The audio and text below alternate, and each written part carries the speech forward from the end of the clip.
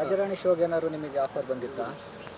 Sir Rajarani ಶೋಗೆ offer ಬಂದಿತ್ತು, ಆದರೆ big boss ಆನೆ ಈಗ ಹೋಗಿದೆ, ಹಾಂ ಅದ್ರ ಬಗ್ಗೆ ಏನು ಹೇಳ್ತೀರಾ? ಯಾರು ಬಿಗ್ ಬಾಸ್ ಇದ್ದ ಆನೆ ವಿನಯ್ ಅವ್ರು ಹೋಗಿಲ್ಲ, ಗೆಸ್ಟಾಗಿ ಹೋಗಿರೋದಷ್ಟೇ. ಅವರು ಗೆಸ್ಟಾಗಿ ಹೋಗಿದ್ದಾರೆ. ಬಟ್ ನಮಗೂ ಆಫರ್ ಬಂದಿತ್ತು. ಬಟ್ ಗಿಲಿ ಮಾಡ್ತಾ ಇರೋದ್ರಿಂದ ಅಲ್ಲೂ ಟೈಮ್ ಕೊಡೋಕ್ಕಾಗಲ್ಲ. ಯಾಕೆಂದರೆ ಇಲ್ಲಿ 4 ದಿವಸ ಅಲ್ಲೇ ಇರಬೇಕಾಗಿದ್ದರಿಂದ ಆ ಶೂಟ್ಗೂ ಈ ಶೂಟ್ಗೂ ಕ್ಲಾಶ್ ಆಗುತ್ತೆ. ಒಂದೇ ಕಡೆ ಶೂಟಿಂಗ್ ನಡೆಯೋದ್ರಿಂದ ಸಮಸ್ಯೆ ಆಗುತ್ತೆ ಅಂದ್ಬಿಟ್ಟು ಅವರೇ ಬೇಡ ಅಂತ ಇದು ಮಾಡಿದ್ರು. ಸೊ ನಮಗೆ ಗಿಲಿ ಇರೋದ್ರಿಂದ ನಗ್ಸೋಕೆ ಒಂದು ಕಾಯಕ ಸಿಕ್ಕಿದೆ. ಅದ್ರ ಮುಖಾಂತರ ನಗಿಸ್ತಾ ಇದ್ವಿ, ಖುಷಿಯಾಗಿದ್ವಿ ನಾನು ನನ್ನ ಹೆಂಡ್ತಿ. ಸರ್, ಈಗ ಬಿಗ್ ಬಾಸ್ ಕಾರ್ಯಕ್ರಮದಿಂದ ಹಲವಾರು ಪ್ರತಿಭೆಗಳು ಸೆಲೆಬ್ರಿಟಿಗಳಾಗಿದ್ದಾರೆ.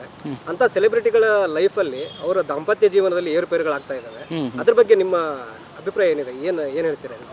ಸೆಲೆಬ್ರಿಟಿಗಳ ಜೀವನ ಈ ಥರ ಏರುಪೇರು ಆಗ್ತಾ ಇರೋದ್ರ ಬಗ್ಗೆ. ಸುಮ್ಕಿರೋ, ಎದುರಿಸ್ಬೇಡ.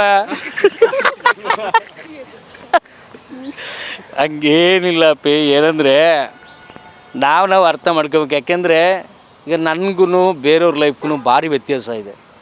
ನಾವು 3-4 ಕಿಲೋಮೀಟ್ರ್ ನಡ್ಕೊಂಡು ಶಾಲೆಗೆ ಹೋಗ್ತಾಯಿದ್ದವರು, 3-4 ಕಿಲೋಮೀಟ್ರ್ ನಡ್ಕೊಂಡು ಎಸ್ಟೇಟಲ್ಲಿ ನಿಂಬೆಹಣ್ಣು ಕುಯ್ಸ್ಕೊಂಬಂದು ವ್ಯಾಪಾರ ಮಾಡ್ತಾಯಿದ್ದರು, ಹೊಲ ಉಳ್ತಿದ್ದವರು, ಟ್ರ್ಯಾಕ್ಟ್ರಲ್ಲಿ ಕೆಲಸ ಮಾಡ್ತಾಯಿದ್ದವನು, ಆಮೇಲೆ ಕೂಲಿ ಕೆಲ್ಸಕ್ಕೆ ಹೋಗ್ತಿದ್ದವರು, ಅದಾದಮೇಲೆ ಸ್ಟ್ರಗಲ್ ಮಾಡ್ಕೊಂಬಂದಿರೋರು.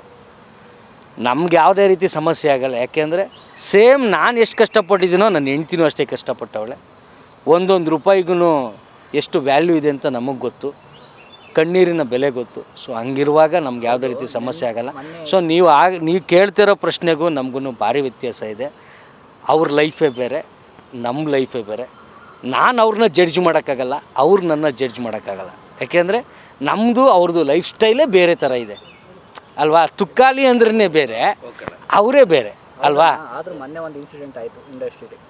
ಈಗ ಚೆನ್ನೈ ಶೆಟ್ಟಿ, ನಿವೇದಿತಾ ಗೌಡರು, ಅದ್ರ ಬಗ್ಗೆ ನಿಮ್ಮ ಒಪಿನಿಯನ್ ಅಂದ್ರೆ ನಾನು ಏನು ಹೇಳಪ್ಪ. ಯಾಕೆಂದರೆ ನಾನು ಹೇಳೋದೇನಂದರೆ ಗಂಡ ಹೆಂಡ್ತಿ ಕಷ್ಟನೋ ಸುಖನೋ ಜೊತೆಯಾಗಿ ಅನ್ಯೂನ್ಯವಾಗಿರಬೇಕು. ಅದೇ ನಾವು ಆಸೆ ಪಡೋದು. ನಾನು ನೀನು ಕೇಳಿರೋ ಪ್ರಶ್ನೆಗೆ ಒಂದೇ ಹೇಳೋದು, ಭಗವಂತ ಮನಸ್ಸು ಮಾಡಿ ಅವ್ರ ಮನಸ್ಸನ್ನ ಚೇಂಜ್ ಮಾಡಿ ಇಬ್ಬರು ಒಂದಾಗಲಿ ಅನ್ನೋದೇ ನನ್ನ ಆಸೆ. ಏಕೆಂದರೆ ತುಂಬ ವರ್ಷ ಜರ್ನಿ ಮಾಡಿದ್ದಾರೆ. ಆ ನೆನಪುಗಳು ಅಳಿಸೋಗ್ಬಾರ್ದು, ಜೊತೆಲಿರಬೇಕು ಅನ್ನೋದೇ ನನ್ನ ಆಸೆ. ಆ ಭಗವಂತನಲ್ಲಿ ಕೇಳ್ಕೊತೀನಿ ಅವರಿಬ್ಬರು ಒಂದಾಗಲಿ, ಅಷ್ಟೇ ನನ್ನ ಆಸೆ.